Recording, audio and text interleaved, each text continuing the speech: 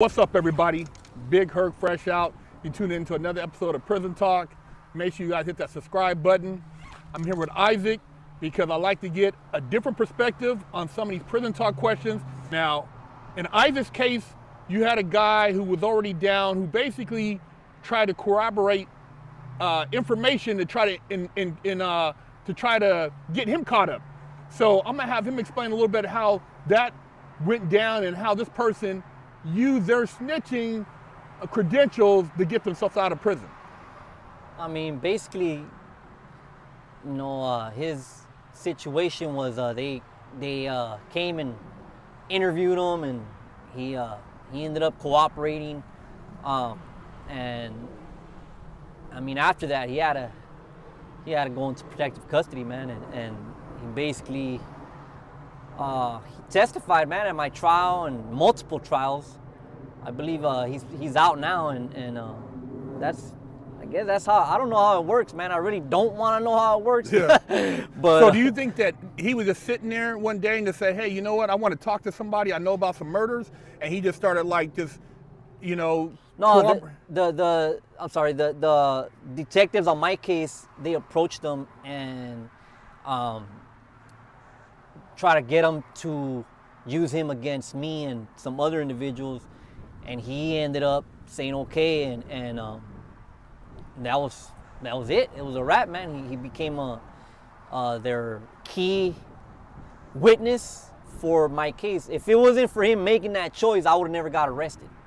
But either way, man, shout out to him, man, because if it wasn't for him, man, I would have never met my wife. I would have never, really had my faith like I do now in the Lord, man, and I want to have my son, because I met her when I was in there, man. So if he's watching, God bless him, man. And so once he started basically working for the state, he no longer was in mainline. He was he couldn't be in the main line no more after that, man. From that day forward, it was a wrap. And see, I did a video about Guess Who Told, and one of the things I tell you guys is that, okay, don't even put yourself in a position for somebody even tell on you. Yeah. So your association, a lot of times, just by knowing somebody, and I tell you guys this all the time, that somebody can get caught for something totally unrelated. And then they can be like, well, you know what? I know about this.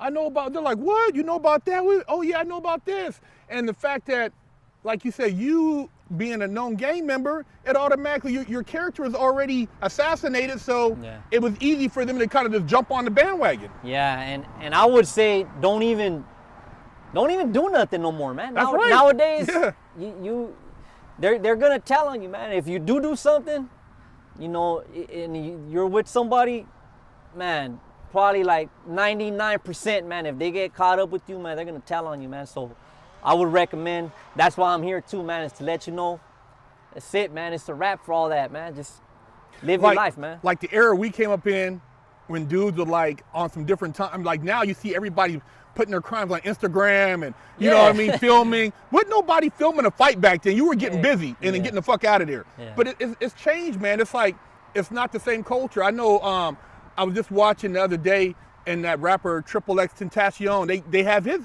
guys on surveillance. Everything, the murder, everything, and there's cameras everywhere. Yeah, not only that, they don't just got cameras everywhere. They got satellites, man. They may not use that for the police department, but I guarantee you, man, if you do something, that's major. They can see you from the sky. If they can see a dime on the street from the sky, man, they can see you wherever you're at. So you should think about that, man. Cameras everywhere, man. You guys gotta, wisen up, you youngsters out there, filming all that bullshit on and putting it on social media. And, trying to, rob people for just their chain or they watch, man, it ain't worth it, man. It ain't worth it. And to you guys out there snitching, man, you shouldn't even be doing any dirt if you're going to be a snitch, man. Just stay at home and get a job at Walmart. You know what I mean? Do something with your life, man. I mean, if you're out there living a life, man, you know what comes with that. But, regardless, don't put yourself in that predicament. Yeah, honestly, man, a lot of dudes, they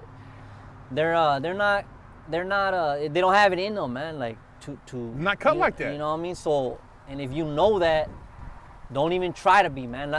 Like when I grew up, it's basically trying to, what do you call that? Like peer pressure. you know, and you kind of you get raised into it and all that, but for, you know, the majority of people, man, they don't have that in them, man.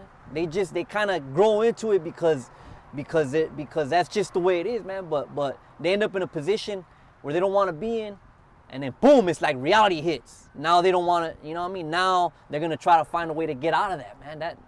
That's not cool, man. Think about it, you know what I mean? That's why I love platforms like this, man. A lot of people that, you know, they may not like me even being here, but too bad, man. I'd rather be here, and if it can help somebody to stay the hell away from that kind of lifestyle, praise be to God, man. That's why I'm here, man.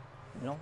And I really appreciate you actually reaching out because, you know, lo and behold, man, it's been hard to get Mexicans from down south to come on our channel. Yeah. You know what I mean? I'm a black guy from up north. You know how it is, the bullshit, man.